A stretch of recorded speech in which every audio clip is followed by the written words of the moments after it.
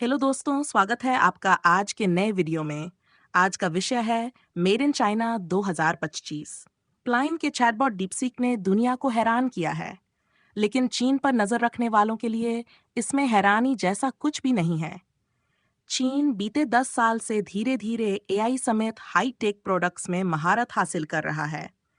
ये चीन के बेहद महत्वाकांक्षी मेड इन चाइना 2025 प्लान का हिस्सा है। विश्लेषकों के लिए डीपसीक ग्रैंड प्रोजेक्ट की सफलता का एक उदाहरण है। 2015 में चीन की सरकार ने मेड इन चाइना 2025 प्लान की घोषणा की थी। चीन ने साल 2025 तक इस मामले में सबसे आगे रहने के विचार के साथ टेक्नोलॉजी इंडस्ट्री के 10 क्षेत्रों को चुना और AI, quantum computing, electrical car, renewable energy और बैटरी टेक्नोलॉजी को डॉक्यूमेंट्स में जगह दी गई। कुछ क्षेत्रों में चीन ने सफलता हासिल की है और वो बड़ा प्लेयर बन गया है, और कुछ मामलों में उसे बड़ी सफलता मिली है। किंग्स कॉलेज लंदन में डेवलपमेंट इकोनॉमिक्स की एक्सपर्ट डॉक्टर युनदन गोंग की नज़र में मेड इन चाइना 2025 प्रोजेक्ट कामयाब रहा है। उन्होंने कहा, कई क्षेत्रों में चीन आगे बढ़ रहा है और कुछ क्षेत्रों में चीन ने बढ़त बना रखी है। जर्मनी, जापान और अमेरिका को पछाड़ते हुए चीन कार बेचने के मामले में सबसे आगे है। इसका श्रेय इलेक्ट्रिक कार बनाने वाली कंपनी बीवाईडी को जाता है। ईवी की कामयाबी चीन के साथ जुड़ी हुई है और वह दुनिया का सबसे ज्यादा बैटरी बनाने वाला देश भी बन गया है। इंटरनेशनल एनर्जी एजेंसी के मुताबिक रिन्यूएबल एनर्जी के लिए दुनिया भर में सोलर पैनल का 80 से 95% निर्यात चीन करता है। रिसर्चर्स का मानना है कि 2028 तक चीन रिन्यूएबल एनर्जी का पावर हाउस बन जाएगा और दुनिया भर में रिन्यूएबल एनर्जी के मामले में चीन का योगदान करीब 60% होगा। ड्रोन के मामले में भी चीन सबसे आगे है। बीसीसी की रिसर्च के मुताबिक शेनज़ेन बेस्ट डीजीआई का वैश्विक स्तर पर 70% मार्केट शेयर है। विश्व की 10 बड़े ड्रोन निर्माताओं में से 3 चीन से ही हैं।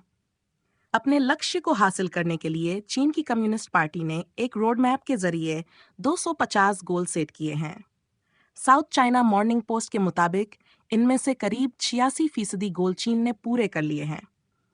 जो बाइडेन के पूर्व सलाहकार लिंडसे गोरमैन कहती हैं, चीन का मॉडल राज्य समर्थित पूंजीवाद कामयाब है, जिसमें सरकार रिसर्च और फंडिंग का एजेंडा सेट करती है।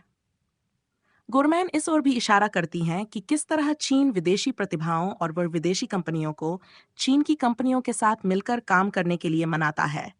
इसके लिए बड़ी रकम भी खर्च की जाती है।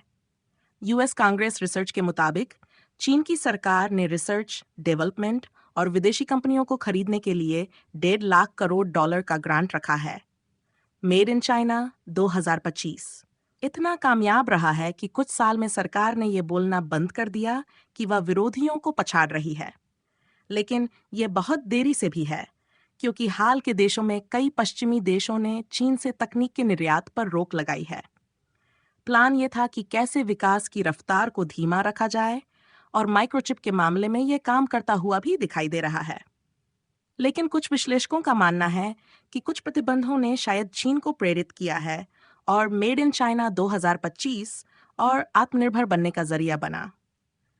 कार्डिफ यूनिवर्सिटी के स्कूल ऑफ बिजनेस में प्रोफेसर पेंग जाओ कहते हैं, चीन में एक पुरानी कहावत है, जिंदगी हमेशा अपना रास्ता तलाश लेती है, प्रतिबंध सिर्फ जड़ें बदल सकते हैं, उसकी दिशा नहीं। प्रोफेसर जाओ डीपसीक को इसका एक बड़ा उदाहरण बनाते हैं।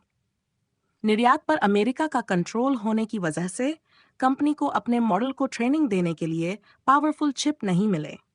इसी वजह से कंपनी ने कम पावरफुल चिप का इस्तेमाल किया और एक नई तकनीक के जरिए अपने चैटबॉट को कम खर्च में तैयार किया। हालांकि इन दावों को विरोधी चुनौती दे रहे हैं। लेकिन डीपसीक ने अमेरिका के राष्ट्रपति डोनाल्ड ट्रंप को भी हैरान किया है और उन्होंने देश की बड़ी एआई कंपनियों को इसे वेकअप कॉल बताया है।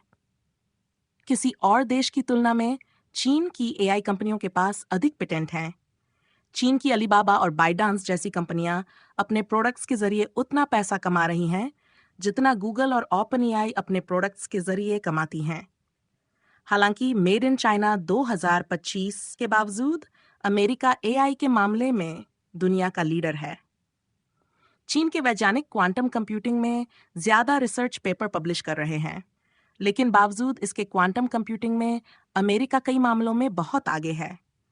चीन की चुनौती का सामना करने के लिए अमेरिका माइक्रोचिप निर्माण में सैकड़ों अरब डॉलर जुटाने की कोशिश कर रहा है। राष्ट्रीय सुरक्षा की चिंता चीन की राह में चुनौती है।